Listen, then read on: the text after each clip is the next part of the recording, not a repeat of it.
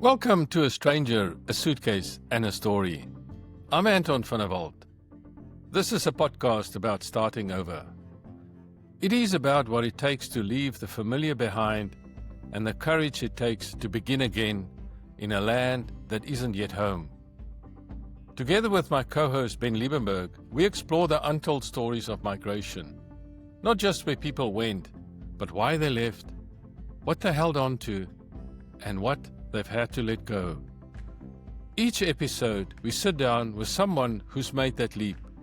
Someone who's left behind not just places, but languages, careers, communities, and sometimes even parts of themselves. They share what called them forward, what nearly held them back, and what they've come to understand about identity, belonging, and starting again. Produced in partnership with Southern Crossings, a community for South Africans forging new lives in Australia, this podcast is a place to feel seen, heard, and understood. Because this isn't just about visas or paperwork. It's about identity, loss, hope, and the quiet strength it takes to rebuild a life piece by piece. So wherever you are on your journey, arriving, settling, or still thinking about it, welcome. This is where stories connect us all. Good morning, ladies and gentlemen. This information to customers travelling on the land airways, flight LA 800, code 77, Qantas 321, service to Auckland and Santiago. Welcome to Stranger, a Suitcase and a Story, episode number 21. Quite amazing. Ben, how are you keeping? Hello, Anton. No, very well, thank you. A little bit different this time. It's Saturday morning in Australia. Nice, sitting with a cup of coffee. Not the normal, rush to get from work and get this all done. So it's just in a good frame of mind for today and really looking forward to having a good chat. Yeah, Ben, as many our previous guests said in episode 20, he says, well, you should cork the champagne at episode 21, and so here we are. So we're very, very happy to be at this place. Now, Ben, the reason why it's a Saturday morning with us is that we've got guests from America.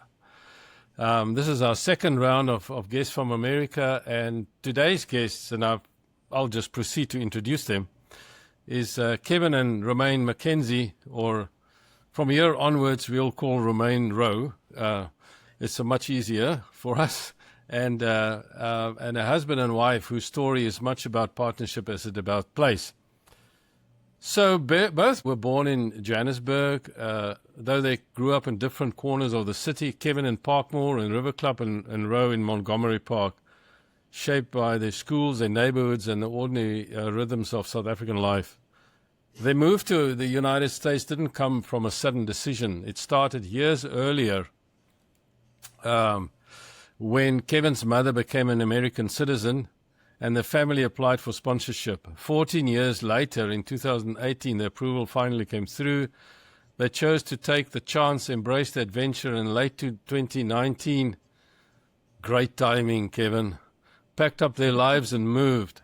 They arrived in Chicago in January 2020, driving into the city for the first time on a cold, dark, rainy night, just weeks before the whole world changed. And Kevin carries with him a deep sense of curiosity, entrepreneurship shaped by memories like riding through the cradle of humankind and anchored by objects from home, paintings, photographs, and a Mandela bowl that traveled with him. Rowe brings her own quiet constants, a love for good manners and curiosity, memories of her garden, long drives to her sister's farm, and small, thoughtful gifts she packed for the future of America, without knowing exactly when they'd be opened. What helped them settle wasn't one thing, but many: time, routine, their container finally arriving, learning in a new city, meeting new people, and watching their son Max find his feet through sport, especially on the fields of Oz Park. In this conversation, we'll talk about migration as a shared experience, about building new traditions like Thanksgiving, about milestone moments from baseball tryouts to citizenship ceremonies, and about how a couple grows together when everything familiar is left behind. So welcome, Kevin and Ro. We're really stoked to have you, and for us to have a couple on the show today is great. Thank you. Oh, thank you, Ben. Thank you, Anton. Glad to be here. Yeah. Yeah. So we'll delve into some of the stuff that we talked about in your bio. So we're really keen to do that. But our pod has also got a little tradition that we've developed over time, and it's called a suitcase moment.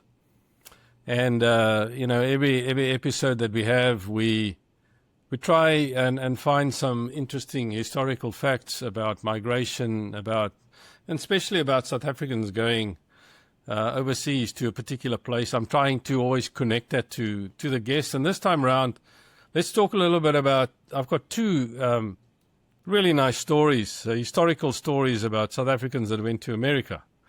And so after the Second Anglo-Boer War, that's a bit of time ago, at the end of 1902, former Boer General Ben Viljoen, he was captured in January 1902 and spent time as a POW in St. Helena. Left South Africa, and by 1904 reached the United States and was received by President Theodore Roosevelt. Their February 3, 1904 letter exchange survives in the Roosevelt papers, placing the meeting in Roosevelt's first term. He then helped start a short-lived Boer farming colony in Hacienda Humboldt in Chihuahua, Mexico, before settling just north of the border in New Mexico's Mesilla Valley, where Boer families gathered in Barino, Chamberino, and La Mesa. In 1907, Viljoen's then American wife, Myrtle, was appointed postmistress of Chamberino, and by 1909, he had U.S. citizenship. He served as a major in the New Mexico Territorial National Guard, joined the 1911 push for statehood in Washington, and even took part in the Battle of Ciudad Juarez in 1911 on the revolutionary side. Viljoen died in 1917 in La Mesa and was buried in a Masonic cemetery there. So from a White House reception to a border farming community, that's one early South African path into the United States. Another one was a very famous and prominent singer that came out of South Africa, Miriam Makeba, or Mama Africa. She was born in Johannesburg in March 4, 1932. After early successes with the Manhattan Brothers at home, she made her U.S. debut on November 1, 1959 on the Steve Allen Show, where she sang the Pata Pata song, which was quite popular at the time. And en route to London, she met Harry Belafonte, who helped her gain entry into the United States and build a career there. In 1960, she tried to return to South Africa, and then she discovered her passport has been cancelled. And then that's when she went into exile. That same year, she signed with RCA Victor and released her first U.S. studio album. Through the 1960s, she spoke out against apartheid. In 1968, she married Stokely Carmichael, who she later divorced. But it was a union that drew FBI interest, as he was a civil rights figure who served as honorary prime minister of the then Black Panther Party.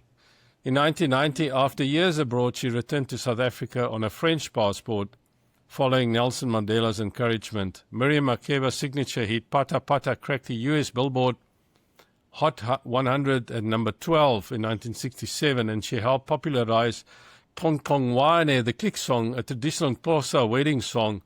And in 1966, she and Harry Belafonte won a Grammy for the best folk recording for An Evening with Belafonte and Makeba, widely cited as the first Grammy win by an African artist. So yes, some interesting. Incredible. Yeah. You're an historian. Well done. Yeah. That's a great, those are two great stories. Yeah, they are. They are. And I think, Ben, you might remember Miriam, right? I actually went to one of the concerts. Well, we went to the Klein Karoo Kunstefees must be 96 or 97, one of the two.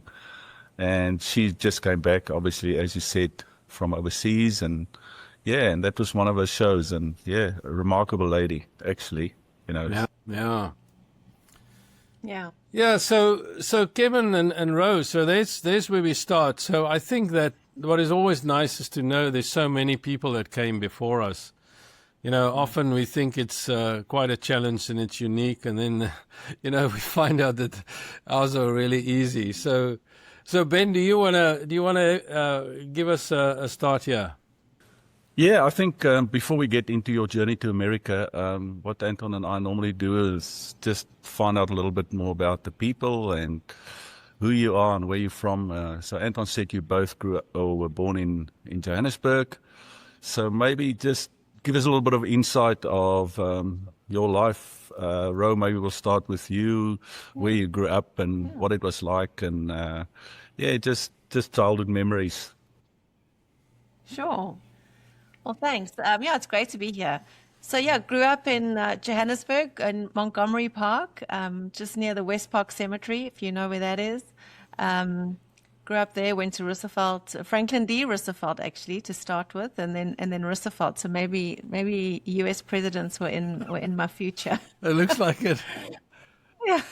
So grew up there, studied at Wits Technikon, did marketing, and kind of like stayed in that area, right? I'm the youngest of three. I have an older brother who now actually lives in Germany. He's working in construction in Germany, building data centers. And my sister, who married a farmer down in the Eastern Cape. So my sister actually kind of like followed back in my mom's footsteps. So my mom comes from a family of 1820 settlers who came out, on the Mayflower and all those good ships back in the day. And obviously my mom grew up then in the Eastern Cape. So she was a real Eastern Capey, having grown up in East London, Hogsback, kind of like Catburg, all of those areas. Beautiful area there. Really beautiful. Yeah. So my sister went off to varsity and she met a guy from Cathcart in the Eastern Cape and married him, and she's a farmer's wife. So it was always a blessing to go down there to Cathcart. To still, love it. Although I think it's colder than Chicago. So I'm just going to say that it's not for the faint-hearted. Grew up in Joburg, and Kevin and I met in my late 20s, and we got married when I was 30 and you were 35. And that's where we started our family, and lived ultimately in that time of our life in kind of like the Lone Hill area, and then ended up really back in kind of like the Sandton area when our son went to school. He was at St. David's, Marritt's Brothers in Sandton. So we moved back from kind of like the Lone Hill area, Fourways area, back into Sandton, and that's where we were living when we made the big move. That's a little bit about me. So tell us a little bit, spark a little bit on your childhood, junior school and high school. What were your memories, and what interests you? What did you like doing? What things kept you going? Sure. Yeah. Primary school, Franklin D. Roosevelt, netball. I loved netball, but I was terrible. I'm not a very good sports person. So my husband, you can see, he's laughing. He thinks it's funny. It's crazy. I was never the sporty one, but I was always intrigued with kind of travel and things like that. So I was kind of like the first one in our family to actually go overseas. It was like my big thing to go just as I'd finished school. So during my school years were kind of like pretty normal. I mean, back in those days, it was, we just kind of like went to school, and every year I think the thing we looked forward to the most was a holiday in Knysna, in actually Sedgefield. We used to go caravanning every year at Lake Pleasant in Sedgefield. And we loved that. That was the family kind of like, that was the thing we looked forward to every year. So, and Roosevelt High was my high school. To be honest, I was never one for kind of like the whole high school thing. I was really happy to leave school. Ultimately, I didn't hearken after school, my school years. Like I was ready to kind of get working and get moving. I actually started working when I was super young. I was really motivated by that. So I used to, work in, I don't know, a shop called jumpers at Santon City and do things like that. So yeah, that's kind of like my life. I mean, Ro, Kevin, we'll have a chat to you in a moment, but I don't want to pick up this point with Ro. Is just that, I mean, if there's something I'm missing where I am now in Australia, then it's this thing that you mentioned about Sedgefield and so on. I remember before I can almost remember, I was younger than 5 and 4. We always went to Glenmore Beach in the south coast in Durban, south coast of Natal at the time, and then we went to Glenmore Beach every year at the end of the year for 3 or 4 weeks, and eventually my dad and 2 other people built holiday apartments there. I think it was called Itongazi, and then we had a holiday there every year, and of course you met up with people who came there every year themselves, and it was a magic time because every year you would meet up with the same kids, you'd grow up with them, and it was the best. Yeah, and that's the one thing that when you move countries like this and so on, that tradition is hard to replicate. But anyway, that was at least for me. So Kevin, going on to Ben's question. So I grew up in Randburg, which is just like not far from you guys were. But, so tell us a little bit about your childhood and where you grew up. I grew up in Parkmore. We had 2 residents. We had one, and we lived in 10th Street when I was born. I can remember that quite clearly. I can remember the roads were still sand roads then. Wow. I can remember my grandpa used to come, and he used to come. I remember him parking on the pavement there. He used to sneak sweets to me when my mom wasn't looking. Then we moved down to, I think it was 6th and Lillian Avenue. We lived there for a while. I think I finished primary school. I went to Montrose Primary. I had lots of memories of that, riding bikes up that steep Lillian Avenue and racing with my friends and falling off bikes and playing soccer, wearing my Liverpool kit. So you went with your bike to school, right? Yeah, I would ride to school in the morning. I remember my dad bought me this lovely rally, and it was a yellow one, and I was really chuffed with it. And we used to race around in the mornings. Then I went to Sandown High. When we moved down to, my mum and dad bought a place that was getting built in River Club. We lived in River Club, quite near the golf course there. I used to shimmy over the fence, and I used to take some golf clubs, and I used to go, and there were 3 holes I could play. And I used to always look out for the greenskeeper. He used to see me now and again. He'd come charging down on his motorbike. And I left a few balls behind. I have to grab my clubs and just run for the fence and jump over. So I went to Sandown High.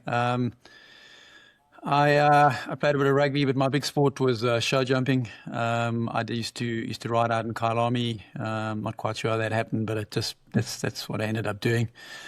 After matriculating, I went off the army. Went off to Beretta. First I went to Kimby, and then I went to Beretta, the horse and bike squad. And spent 2 years there. Then came back and went to Wits and studied economics and a bit of, I suppose, strategy. Ended up doing a bit of lecturing afterwards as well. My dad and my mom was an ice skater, so was my sister. My mom, that's one of the reasons she got into the United States. She skated in the Olympics. And got some special visa, some special skills visa to get in. What year was the Olympics? 1960 in Squaw Valley, as a 16-year-old. And my sister was also an ice skater. She left South Africa probably in the probably 90s, something in the 90s as well. She went to skate for a holiday on ice and Disney and pretty much traveled the world ice skating. My dad he was an entrepreneur, had a printing business, and that's sort of my introduction, I suppose, to work. I mean, I used to go, and whenever it was holidays, my dad used to pack me in the car. We used to 7 o'clock in the morning, off we used to go. He had a building in his factory was in Berea at one stage, and then it moved. I can't remember what the area was called. It was quite close to Ellis Park. And my friend and I used to go and work there, and we used to clock in the morning, and we used to walk around collating things and delivering things, and I have some fond memories of those times. That's where I think I got my entrepreneurial inspiration, and realized that you didn't have to work in a big company or an organization, that you could figure it out yourself. So it looks like there were two sides to you. There was the sporting side, and then your dad's entrepreneurial side. So, which one did you enjoy most when you were young? That's a good question. I'd probably It's say not a trick question, Kevin. It's just, yeah. Yeah, I must say I quite enjoyed working there and just seeing how it operated, all the machines and the noise and the smell of ink and paper and just how you ran something. But I think probably I had quite a bit of enjoyment out of show jumping at one stage, or just riding. I was pretty much a loner as a kid, and it's not a team sport. And I found that just the solitude just suited where I was in my life. And there's something quite special about riding. It's a really difficult sport, and I had a lot of fun doing it. So I'd say probably the latter. Yeah, and it's probably more dangerous than people think as well. It doesn't look like it if you look at somebody. Probably like anything in life, you look at somebody that can really do it well. It's really easy, but it's quite a dangerous sport. I fell off a few times. I think the worst part was actually I got kicked by a horse twice, and I can't tell you how excruciatingly sore that is. Got kicked in the same leg twice, and it was terrible. I don't recommend it at all. Yeah. So let me go to this point, Kevin. So you I would imagine that doing those, especially horse riding and so on, it's not an inexpensive sport. But at the same time, did you get were you competitive in terms of colors and stuff like that? Did you did you ride for any province or something like that? I'm not quite sure whether there was such things like provincial colours and stuff, but when I rode, we had there was sort of the top grade in children. You had something called CA, which was children's A grade. I managed to get to that level. Then in juniors, I got the junior A grade, and then I jumped at a senior level. I jumped in the A grade as well. I don't think they call it the 150 class now. So I managed to do okay in it. He was apparently very good. That's what I've heard. I wasn't around at the time, but I've heard from friends that he was a very good rider. Yeah, it's a strange sport. It's a sport. My opinion is that if you've got a really good horse and an average rider, will generally beat a really good rider on an average horse. So, but I was always restless near the end there. I always wanted to play golf. I wanted to play touch rugby. It was just other things I wanted to do, and I found it frustrating. And looking back on it, I feel it took too much of my 20s away from me. I just wish I'd run marathons and played more rugby and touch rugby and golf and stuff, but so be it. Yeah. So what was the motivation for the horse riding? Was it yours, or was it your mother's or father's, or how did that work? Yeah, I've never quite figured that out.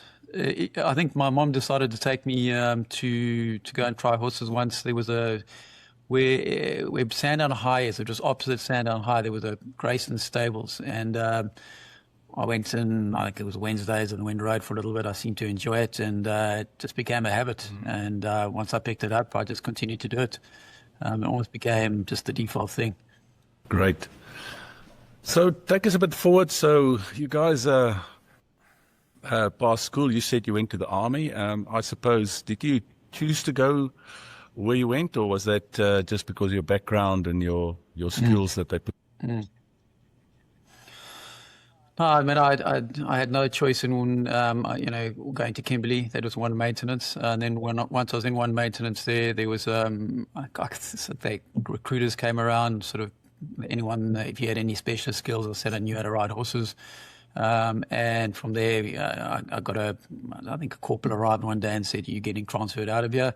The downside, I had to do basics twice, and ended up in Potch. It was completely different to my experience in Kimberley.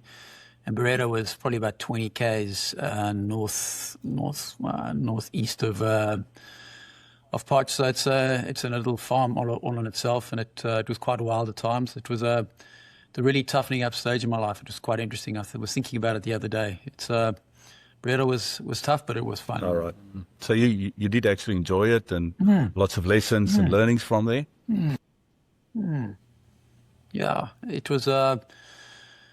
The army's and if anyone's been, it's an interesting place to go to. I mean, I certainly questioned it at the time while I was doing it, and it's a paradoxical double-edged sword thing.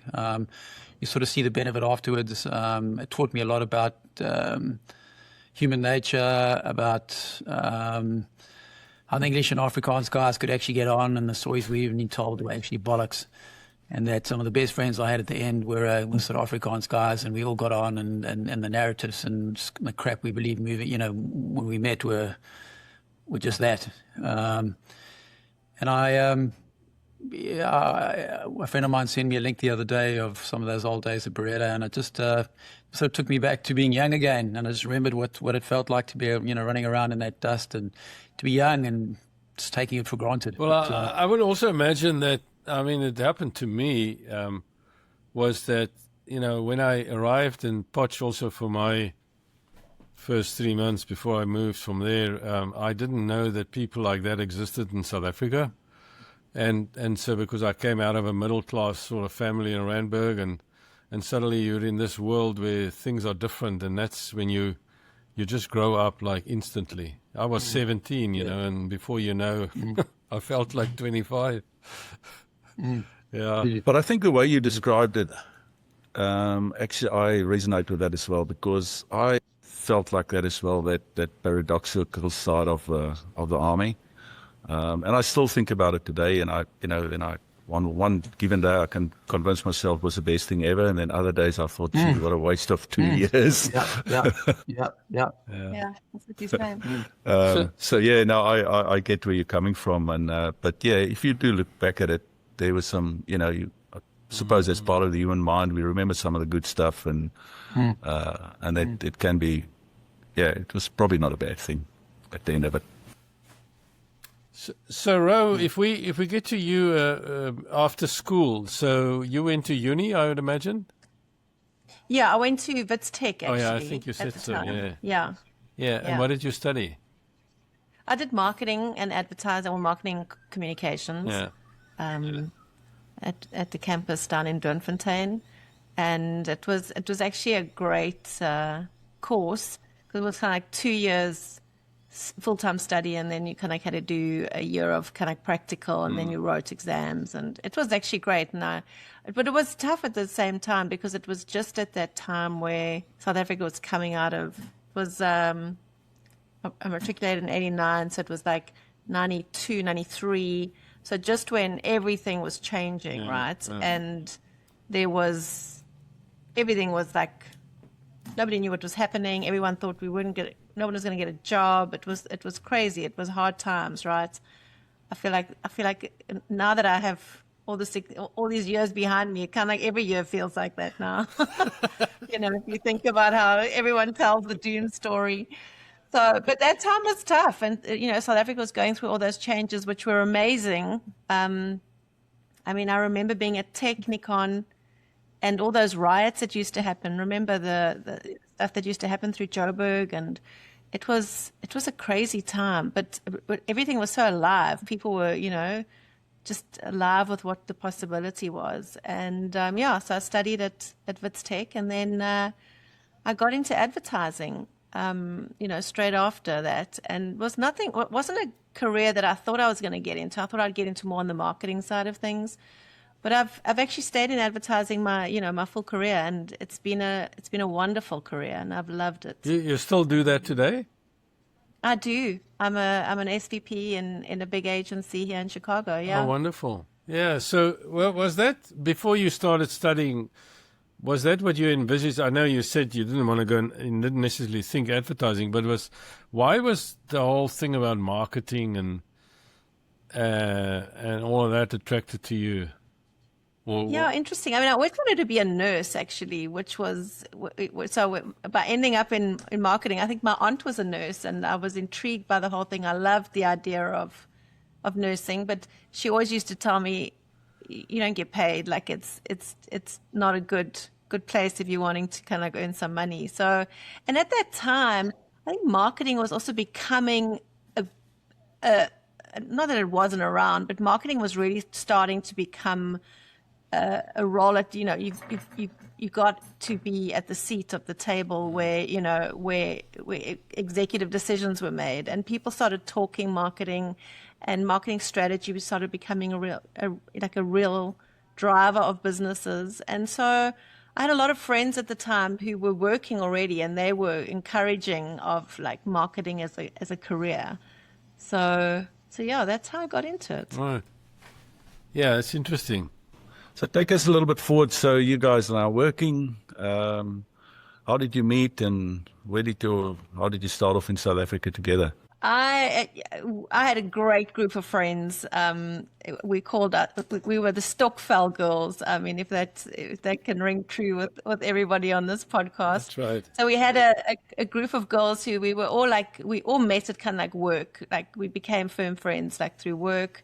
Some of them had been at Rhodes together, and then we kind of like all met in Joburg, and we started this little Stokvel thing. And we traveled in a pack, right? We all kind of like, we did everything together. And a very good friend of mine, Shona, she had just broken up with a boyfriend, and we had a group of guy friends that were kind of like adjacent to us.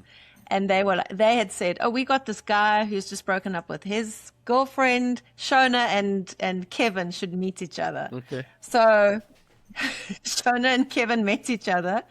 But the good news is that Shona and Kevin, really liked each other as friends, but there was nothing else. And Kevin and I met through the social circle, and kind of like didn't start dating immediately. There was some time between kind of like when we met and when we started dating. But yeah, we started dating, and here we are. There you go.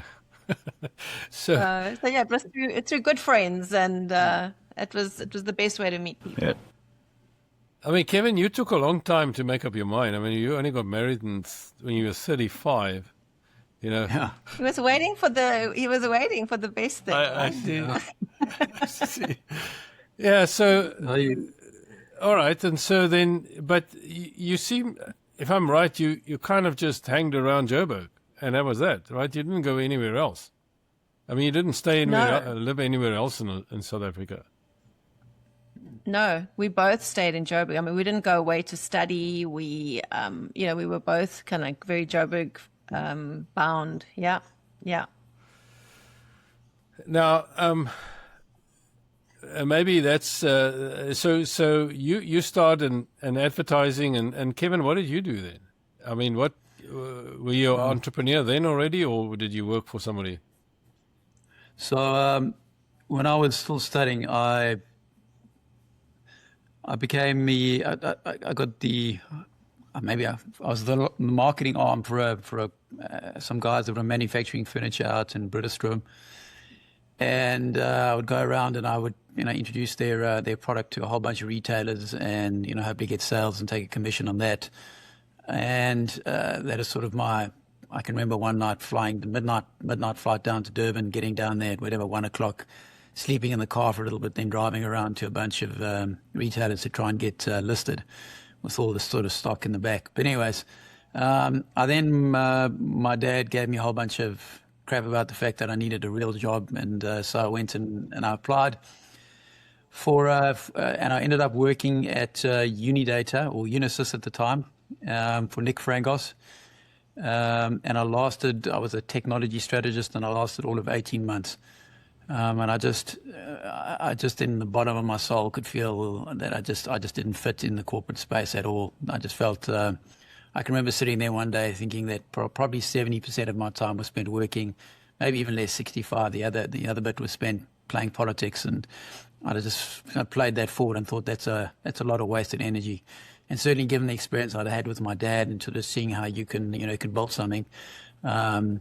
I remember reading something one day about, I left and I went to a smaller company just briefly. And then when I was working there, I read an article on computer-based simulation, the fact that you could model something and then simulate it and predict performance and explain why things were behaving the way they were and potentially even optimize it became very interesting to me. And so I flew to America, took all my savings, and I traveled around for about two weeks and came back with a distributorship for 2 products. And then hired somebody. His name was Lionel. He was the only aeronautical engineer I've ever met. We're still friends. And off we went, starting to try and model and simulate things. And we then turned that into a business process engineering company, and did a couple of other things, information architecture stuff. And then I've sort of done a whole bunch of other things. I've done, written software in the electronic invoice presentation and payment space. It's deeply ironic, but I owned a business called Floyd's 99, which is a rock and roll barbershop for guys and girls, which I had in 4 ways, ran that for about 10, 12 years. Fascinating business. Had a consumer brand that I had listed in Sportsman's Warehouse. I had a consulting business. I was really interested in strategy and growth and why companies grew and why they destroyed so much value when they were growing. Ended up doing some guest lecturing at Gibbs and at Wits and at Cape Town and the business school, and just worked with management teams around just trying to figure out their strategy and for the purpose of figuring out the growth equation. And that's what I sort of ended up doing. Why do you think? You're talking to 2 people that have spent quite a bit of time in corporate. I'm not in there anymore, but Ben is still doing that. Why do you think this is something that doesn't work for you? What is in your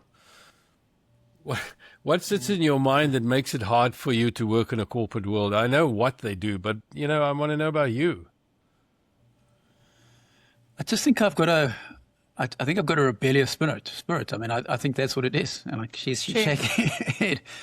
And I just, I find the process, I find having to follow process and rules and follow hierarchy and having to report to somebody and justify why my ideas are potentially better, or it's too constraining. And I feel like I'm going to internally combust. It creates massive amounts of dissonance in me. I can't remember if we talked about your siblings earlier. Do you have any? Yeah, I've got a sister. Okay. So do you think it's also coming from your dad that was an entrepreneur, because you saw how that worked?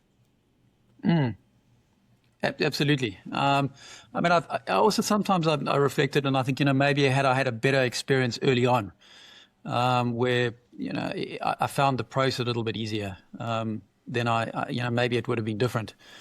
But I was just always restless, and so I was always looking for a problem that could be interesting to solve. And I think the thing that's guided me through my career is I've never primarily been driven by money. It's always been try and find something that's really interesting, an interesting problem, something that you can really get your teeth into and you can find a differential solution for, that if you solve, has some impact. And so that was generally my thinking when I was younger. And I felt my freest in doing that. It was really hard, and it continues to be. Entrepreneurship's not for everybody, and it's you make money and you lose money. Ben and I talk about it often. So Ro, I think you're the opposite, right? I mean, you're an SVP in an advertising company, and I mean, you probably love politics and love how the company operates. Well, I don't think I love politics. Or you can play politics, let's put it that way. Yeah, I'm probably not very good at it. I could hone my skills there, I think. But I've loved advertising. What I've loved about being in advertising is that whilst it's corporate, it's not a bank, right? It has never been the constraining kind of corporate that many corporates can be. Advertising has afforded me so many opportunities in that creative space. So while I'm on the business side and I run accounts, you're always involved in the creative process. You're selling ideas, you're producing stuff, you're making things, you're interested, you work across so many different categories. I mean, I've worked across airlines, car rental, beer, whiskey, South African tourism, Toyota, Lexus, so many things. I mean, you kind of like become you know a little bit about a lot of things, and I've loved that about my career. And I've loved the creative process. I've loved the fact that you can go from strategy to creative to producing stuff to making things to changing people's behaviors. And when you do good work, it's phenomenal.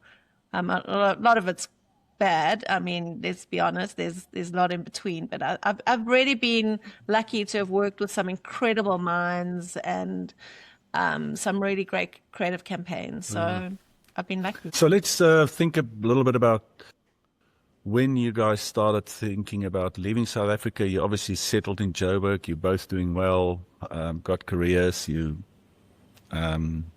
So what made you think of leaving South Africa, and when did that moment come along? That's a long story. So when my mom and my stepdad, Dad Graham, they nationalized, I think in about 2002, 2003, somewhere around there, 2001 maybe. They moved to Denver and sort of stuck it out. Had some really, really tough time, just landing. There's a really interesting backstory there and how it all happened. It actually happened via my sister. Who'd been dating somebody who managed to offer Graham a job, and my mom was already there, and sort of took off from there. Once they had an American citizenship, my mom sort of put a bit of pressure on us. This was about 2003, 4-ish, to apply for a visa, a sponsored visa through her. And we were at that point in time, we Max wasn't even born. And we just been married for probably 3 years, 2 years at the time, and we thought, anyway. So we decided. I never wanted to leave the country at all. I was always about kind of like being the solution, being kind of like part of the new South Africa. Yeah. It was so important to me. And so we filled in all the paperwork and sort of forgot about it. Now and again we'd check in, and we heard absolutely nothing. And then I remember I got a phone call from my mom. It was like 10 o'clock at night. I don't know why I remember that. I was just like, why is she phoning? There's something wrong. And she told me that, the visa application had come up for processing, and, did we want to continue with it? And that was 14 years. That was 14 years later. Yeah, it took 14 years. And subsequently found out, so that particular visa type, they only issue apparently 220,000 of that type throughout the world, and they're obviously allocated to a whole bunch of countries. So you just have to wait your turn. And when it popped up, then you start. And it's quite a tough process, that you've got to go through. And you had this really big file at the end with police clearance certificates, and that you've been discharged from the army correctly, and all that all that stuff that So it was it just took a long time, and then once we decided to do it, it just happened quite quickly. But Kevin, that's matter of fact that you say, but Ro was, I think, in a different emotional state about all of this. So I've got two questions, Ro. The one is why was it important for you to be a solution in South Africa, or part of the solution? And how did you take all of this? Now it's going to have to leave South Africa. What was that for you about? Yeah. I think it was, by this time it was like 2018, right? So we obviously, so much had changed in South Africa. So after the elections and kind of like being young and seeing. I mean, I remember being at the Rugby World Cup, the 1995 Rugby World Cup game. Like, I was there in the stadium, and I was beyond excited to be part of, where South Africa was going.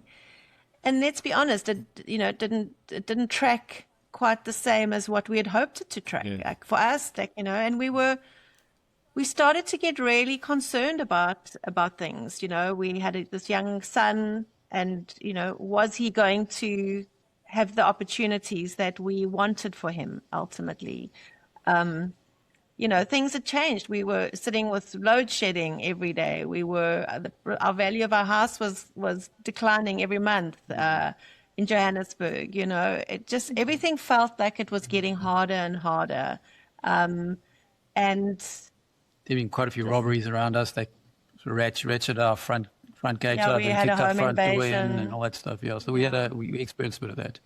I got caught in a roadblock one night coming home from work, and I was sober. I mean, I had been working actually on a pitch, so it was 1 o'clock in the morning, and I got pulled over, and these guys tried to frame me up that I was drunk, that I'd been drinking, and try to get a bribe out of me. And it was just, I was like, really, this is what I'm dealing with when the police are kind of like the bad guys. That for me was probably the thing that did it for me when I got pulled over by the police. Yeah, I think it was like I felt so unsafe as a woman driving home at 1 o'clock in the morning, when you see flashing lights and you think, oh my God, that's like dangerous. I shouldn't, this is not where I want to be. And it was the police. And so that for me, I think, was the turning point. Yeah. So what year was Max born? 2007. So, yeah. I think my motivation was one of the things that had really bugged me was obviously my mum and Graham had moved over. My sister was traveling around the world. I was bugged by the fact that I pretty much lived in probably a 10-kilometer radius from where I'd always gone to school, and that sort of recklessness again, I think, was just inside me.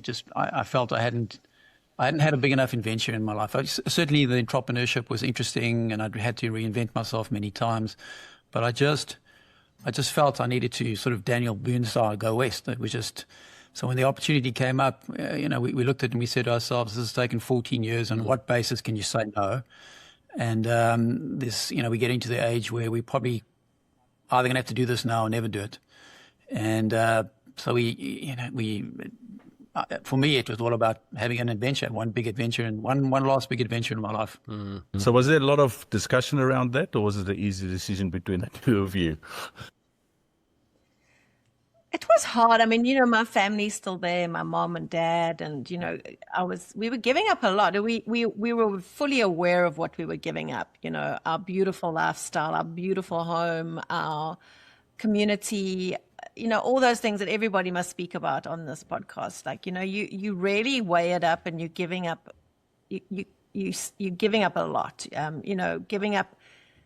Every Sunday we used to get together with my brother and sister-in-law and their two boys, and Max had these cousins that he adored, and we didn't go a week without seeing each other, and we spent holidays with my sister and my folks, and so we knew that all of that was gonna dry up, and you can tell yourself that, but you don't really understand it. Like, it's we weighed up the pros and we understood, but sure, once it's gone, it's hard. You realize how much you give up. Yeah, no, I can imagine that, just listening to yourself around, being part of the stock fella, and that's part of who you are, and being close to your friends and being part of a group.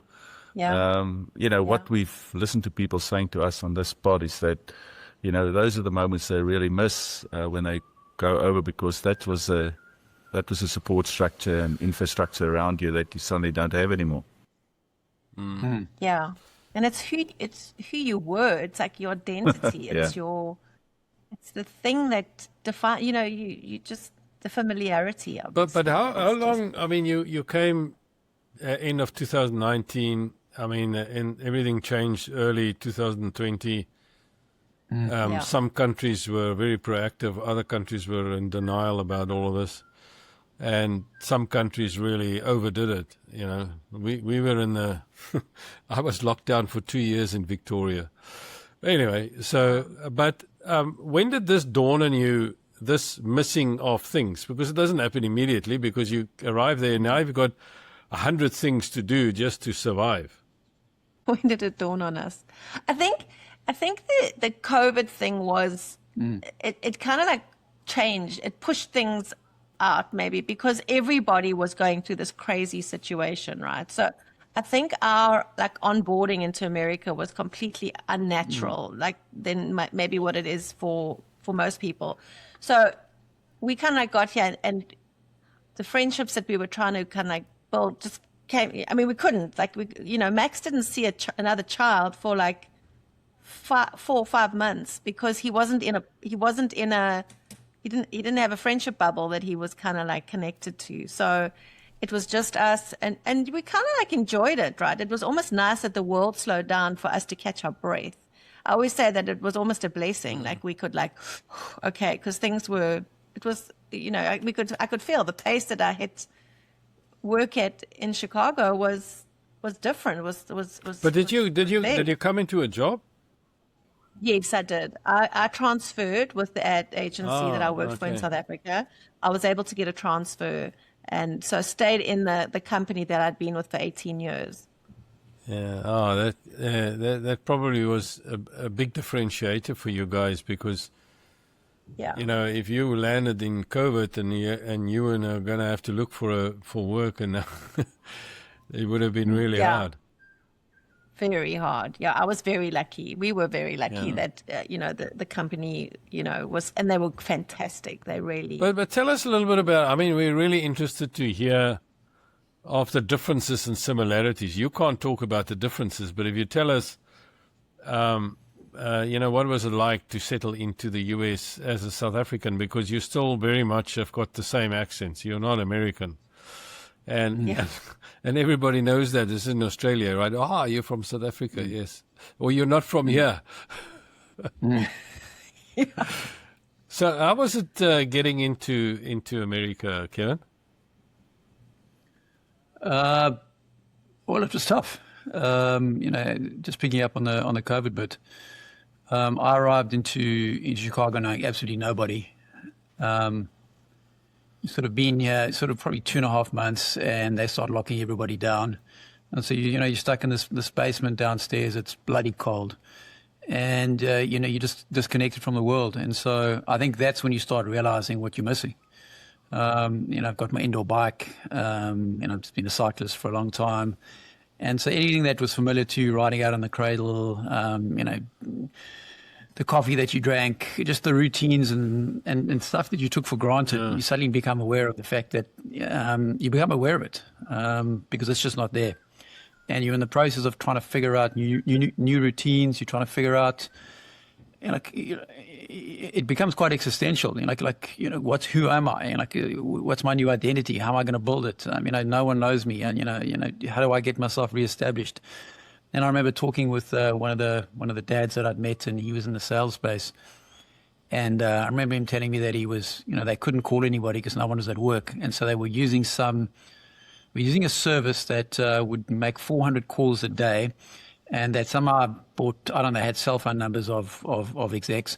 And he said out of the 400 calls, maybe he said 20 or 30 might pick up, and you had 15 seconds once they picked up to try and land a pitch to try and get a call. And he said he would sit there for 8 hours a day, and he said it was just absolutely draining, and they would get really angry with him about, how did you get all of my cell phone number, and you needed to get through that. And he said it wasn't that successful, and it was costing a lot. So it just felt at that particular time, it felt like really, really hard. But what were you trying to set up, Kevin? So I had a consulting business in Africa that that had done well, and I was essentially trying to repurpose it into America. And so the way I pitched, I sat in front of guys and we spoke about problems and issues, and I would write a proposal and I would engage it, and that just disappeared. So there was no human contact anymore. It became very, very difficult, and so. It was a real way. Did you have any clients that when you came over, or did you have to start? No. So I pretty much. I sold a business when we left, and shut the consulting business down. Had to tie all that up, and I genuinely had my view was that I was going to start from scratch. It was new beginnings. That was the way I looked at it. When we spoke to our previous guests, the one thing, Ben, you remember, he said that, very successful in South Africa, knew a lot of people, had a lot of contacts, could pick up the phone to any manner of person because of the company that he worked for. And when he came to Australia, every door was closed. Who are you? We don't know you. Was that your experience as well, Kevin? Yeah. Absolutely. And obviously everybody's, what happened is that you're sort of the way you had it to, given that you weren't able to, I never had a Rolodex, so you don't know who to phone, you're trying to build a network. And so I relied on LinkedIn a lot. So I was doing a lot of writing, posting a lot of stuff, trying to, productize what I was doing, but so was everybody else. So the competition just, scaled. And so it became, my ability to write, I think, improved. My ability to think about, product improved. There's a lot of stuff that I got benefit from, but it was a grind. It really was. And if we can just quickly touch on Max. So he came over, no friends, nobody around him. How did he go with this transition? Yeah, he finished 6th grade in South Africa, and so we actually timed it so that we could come over end of the school year, and he could start 6th grade. He could go into the middle of 6th grade again and do like half of 6th grade, so that he had some transition time. And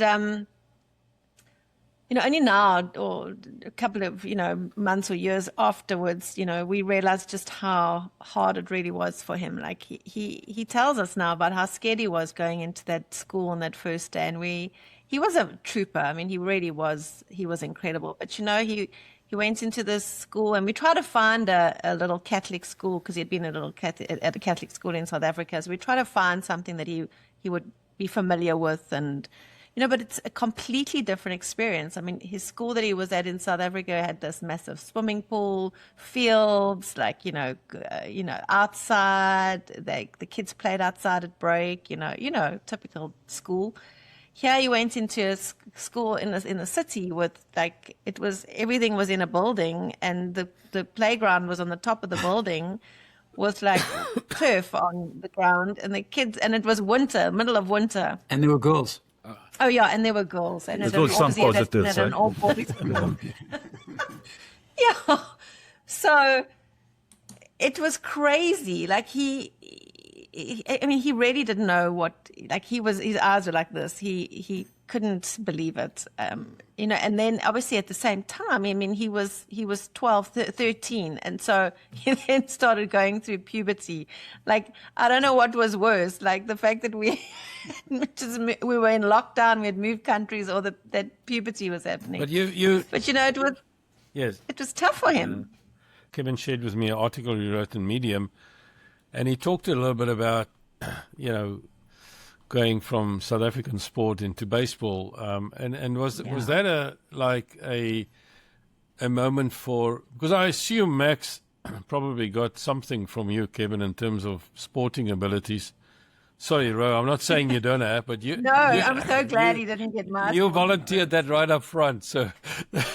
But she's understanding herself. Yes, but anyway, so was that a point for settlement for Max to get into baseball? Yeah, I think Anton, that was the turning point for Max. If we owe anything a gratitude, a deep debt of gratitude, it's baseball. So we've been locked down for going on, it was probably 4 months, and so all the parents were looking to try and get their kids out, and just so they could play. And so baseball, was something that they potentially do. They played with masks, which was mad.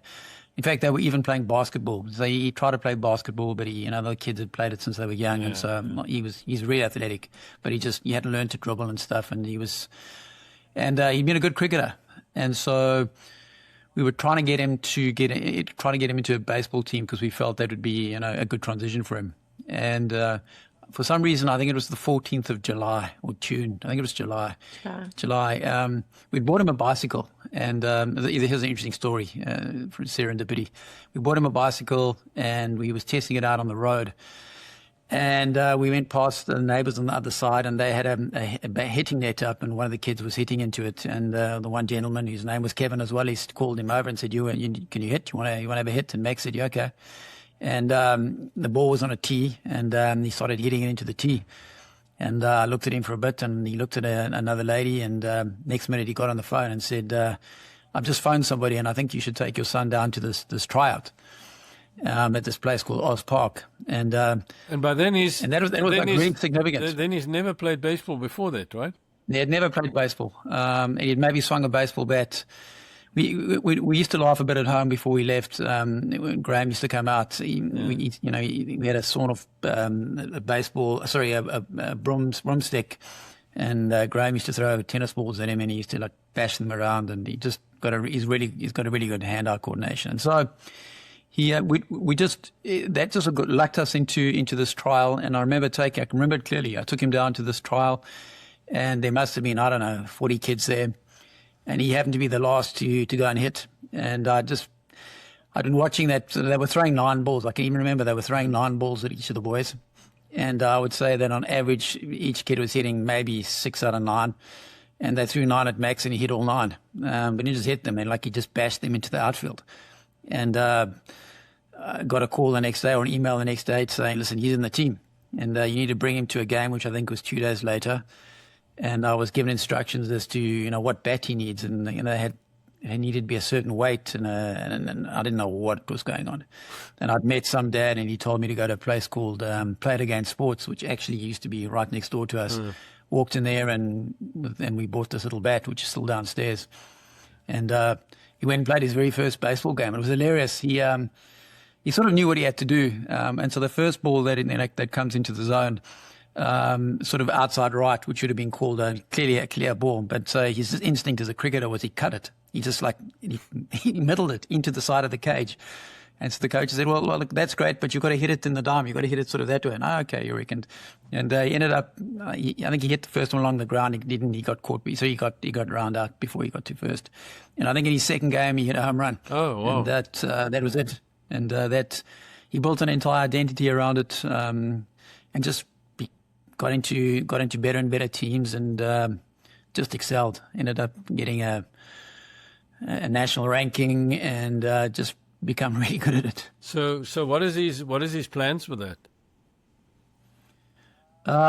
He wants to wants to play collegiate baseball, and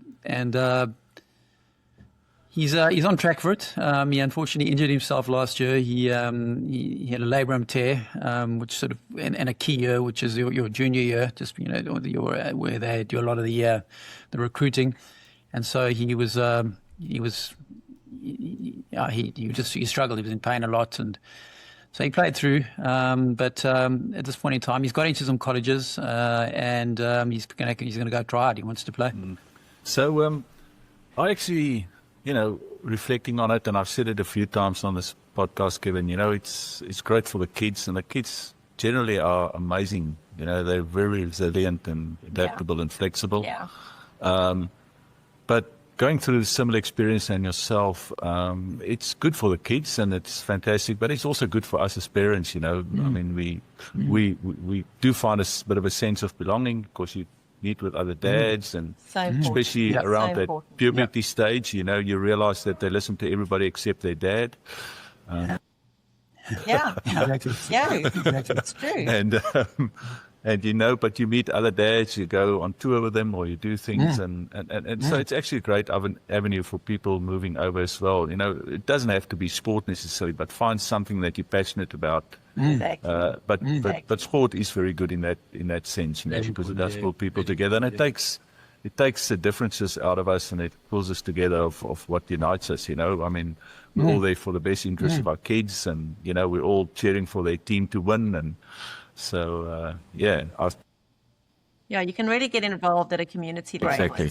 It's great. Exactly. So it's such a way. Yeah, it doesn't matter if it's a traditional sport or a new sport that you're trying out. It's about taking that leap of faith and getting involved. That's exactly. And I would imagine that, I mean, you're now 6 years into your journey, right? And so I would imagine that whole thing with Max getting settled and having something to do, and then obviously excelling in that, must have been very comforting to you, and say, okay, well, we can actually survive here, because that must have been a worry for you in the beginning, right? How would he adapt? How would he? Because he's an only kid, right? Yeah. Yeah, he's been amazing. I mean, and he settled in really quickly. Once he was back at school, he kind of got into friendship groups. He took to it so well. I mean, he put his head down. He worked hard. I mean, he's he's now at, we're really proud of him. I mean, he's at a school here in Chicago. It's the number one school in in Illinois, number 5 in the US. Like he got into that school, he's done really well. He's got some great grades. He's on track to really, make his life here. And we say to him, would you ever think of going back to South Africa? And he'll be like, no, my home's here now. Well, what is your thought about how are we going back, or how are you settled? Sure. I mean, do you want to say? Yeah, it's interesting, and it's 6 years, but I think only now am I starting to feel, comfortable in America. I'm certainly, I don't know what it means to be American. In fact, Romaine and I were talking about it last night. I'm a South African American. Yes. But I'm starting to figure out what it's about, and I'm starting to feel comfortable in it. And it's and I've got my expectations of myself and the environment and the potential here. It's started to become more congruent to me. It's something that I think I want to stick at. I have no need to go back to South Africa at this point in time, other than go on holiday. But I think my future's here. And I'm comfortable with that. You guys been back since you've been in the States? Only me. Kevin and Max haven't. I've been back 3 times for a wedding and to see my parents. Okay. Max wants to go back. He wants to go to the Kruger. He's really wants to go to the Bushvelds. No, I think that's a good I think we all feel like that, right? It's like we miss. But it's your journey is not different than probably most people immigrating, in the sense that it takes a long time. It takes 6 months to buy, to find out where you can buy what. I mean, it doesn't happen overnight, Exactly. And then you kind of have that, and then all manner of things happen, and then the sort of first year you see a South African thing, and then you get all mopey, and then eventually you get past the point, and I think that if you can build a good career, you got some people that you now know, and especially when your kids are sort of making it, settling, and it makes it also easier for you. And I mean, you're 6 years in the journey. Most people that we speak to in Australia tell us it takes 10 years to feel settled. Really? Yeah. Really? Yeah. Yeah, I'd heard that it was 10% of your age when you move, and I feel like that's probably not far off. But yeah, I mean, 10 years is it's a long time. But yeah. I'm going to take that. I'm going to take that one away from you, and or take that one on row, and I'm going to use that stat. I think that makes a lot of sense, actually. Yeah. So I've just learned something. Yeah, definitely. Yeah. But I think it's also, it's a mindset. It's interesting. I think sort of for us, once we got our American citizenship, which was, Romaine was a year ago, 3 days ago, and I was probably about a month later. February. Our mindset just changed. And it's amazing when your mindset changes and your expectations of yourself change, how I don't know how it reconfigures stuff, but it does. And I think for the first, 2025 was a year where we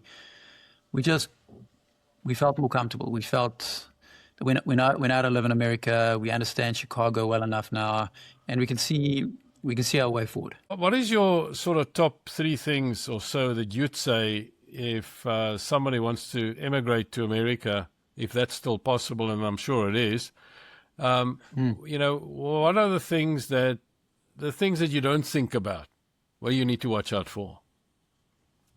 Sorry, it's a difficult question, probably. I mean, it's a really tough question. Yeah. But I would say, so the question's America specific. So I think we grow up watching American movies, and they speak English, and we sort of understand the culture. We think, I think South Africa is, it's got a sort of American Western kind of influence. But sort of looking at it from a distance and watching movies and living in it is completely different. Graham, my stepdad, always says, just because they speak English, that's the only common denominator we've got here, and even the English they speak is different. And you just walk into a dislocation. And so the advice I would give them is, the first piece of advice I would give is don't get overwhelmed by the amount of change that you need to overcome. that you need to absorb and work with. That's the first thing. The second thing would be what I did is I found, and I think I wrote about it in the essay, just this idea of self-sabotage. So when I arrived here, and maybe it was COVID, I felt like a guest. I was on this green card. I felt like I really had to behave. I had to accept stuff that I maybe wouldn't have in South Africa. I think I referred to it as an apprenticeship. And that just kept me on the back foot. It kept me almost a bit apologetic. And I think as soon as you land, you need to be bold. You need to be clear as to what you want. You need to get active. You need to get useful. You need to build network. You need to build friendships.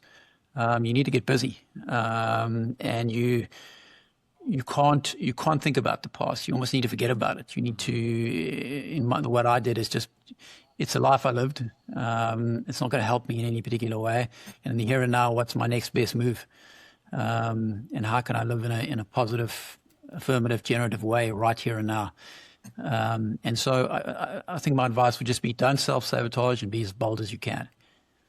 Yeah, and I'll build on that. I think you also can't compare your life to South Africa. You cannot go, oh, I had that big house, I had that, I had help, I had this, I had that. Like, what you can't look at what you don't have. You've got to look at what you do have. I think that is so important. Like, I mean, we've grown so much here. Like, and I think we wouldn't have back in South Africa. We were complacent, right? We did everything the same. And so coming here, I think I'm saying two things. One is don't compare your life. It's not the same life. It's a completely different life, and you've got to embrace it in all shapes and forms. Like, enjoy doing the washing and enjoy doing the house cleaning because it has to get done, right? Enjoy the fact that there's unbelievable art galleries, it's a 20-minute train ride from your house. Go and actually see those things. Yeah. Take advantage of the things that people want to come to America for. But just don't compare and don't think that your life is going to be the same, because it's not going to be anything like you have in South Africa. It's not a replication exercise. If that's what you're coming to do, try and replicate, you're coming here to actually you're re-engineering your entire life. But not just your life, you re-engineer your identity. And I've often said to Romaine, look, the person you're talking to right now, I'm older than I was when I left, but I'm not the person I was. It's neither of us. Yeah, it wrestles something out of you that you just didn't know. No, this is wonderful advice, Ben. I mean, I'm hearing things like, expect and know that change is going to be significant. I think is the first thing, and then other thing that Kevin said, it's one foot in front of the other, right? Don't look back. And Rowe talks about and I think it's such an important point. If you start comparing what you have now and what you had, and try to go, is this good, bad, or indifferent, then you're just going to mess it all up. And then what you don't do, and I think that's your other piece of advice, Rowe, is that you're saying, embrace that what is here. Go and look for the things that are wonderful. If you say go to the art gallery and. I was overseas last week, and I came back for the airport, and I got onto a train, and I sat on the train for 3 hours, and it was just the most magical thing. And in my previous life, that was not possible, really. Exactly. And it was, and that's what you're saying. Embrace those things. Go and find the things that you can be grateful for. And know that you're going forward and not backwards, and I think the other piece of it is, and you guys have worked very hard at it, is to make sure that you help your kid or kids to settle, because there's a saying, Ben, that says happy wife, happy life, but I think there's another one that says happy kids, happy life, isn't it? Yeah, totally. Yeah. So if I can also tell you guys that, as we said, this is our 21st episode, and what you guys is going through and what you've told us today is pretty much, I call it same but different than everybody else that we speak to. Your destination is different, but what you're going through and what you experience is the same as everybody else. And all the guys, and I think having lived in the States for a little while, I think the transition might be a little bit easier to Australia because of the sport and stuff like that, and the same hemisphere and the weather. But other than that, everything is exactly the same. And I think what I hear in any case, guys, is this word that I spoke about a little bit this week is trajectory. You guys, it's not about the destination; it's about the journey that you're going through and what you experience. And what I'm hearing from you is a positive trajectory all the time. You're still going up. You're still not there where you want to be. You're still on that journey, and that in itself is not a bad thing. It's it keeps us alive. It keeps us young. It keeps us on our Exactly. toes. So just embrace that. And understand that. Okay, it's part of what we're doing and part of where we're going. So. Well done on the journey and what you guys achieved. That's quite remarkable. Yeah, and thank you. I mean, I'd take it even further. I think it's a gift you give yourself. Yeah. Maybe only after 6 years you can start seeing it, but it is a. I think I don't know any other experience that can transform you from the inside out as well as immigration can. Yeah, you can. And that's for the better, I think. And so, and for that I'm grateful. I think we all grateful. Yeah. The other thing I wanted to mention is just in terms of if you are coming with your family, don't underestimate how at any point in time, in our case, anyone, Romaine, myself, or Max, we all had our own struggles. And how do you stay together? How do you talk about it? How do you express your happiness and your sadness, your disappointments and your expectations as a family? How do you grow together? How does the collective work and deal with what's in front of you? That's something that you need to contend with, because it can bind you. It does bind you. And I think, it's such an important point, but I think there's another truth as well, is that, when you put yourself in more adversity, you bring yourself with you. So if you have a disaster in South Africa as a family, don't think it's going to get better, somewhere else. There's things you need to fix, and that will come with you. Doesn't matter where you are. And you guys are obviously testament to the fact that you are a strong family. You know what your values are. We never spoke about manners, but we said that. And if that's a value that you have, then those are things that are important to you, and if you stay together and through the adversity, because it's a tough thing to transition like this. It really is. Yeah, it's fantastic. So we've had a fantastic recording here, and really want to thank you for your time and reaching. I mean, Kevin, you reached out to us. We didn't go and look you up, and so thank you for that. Really appreciate that, and it's been such a wonderful conversation with you, Kevin, and with you, Romaine. Really appreciate it. Ben, any last words? No, just thank you, guys. Appreciate, and just stay positive as you are. Obviously, that's and just keep going up, keep going forward. That's important. Yep. Oh, thank you. Well, Thank you. Yeah, it's been Thank you, great. Ben. Thank you, Anton. Enjoy the warmth that side. It was -16 here yesterday. yeah, we've had a terrible summer in terms of heat, but it's last 2 weeks has been great. It started to rain, which is really nice. When you're from Africa, you appreciate rain. Yeah, exactly. Well, thank you very much. Really appreciate it. Thank you, guys. We really appreciate it Bye, as Ben. well.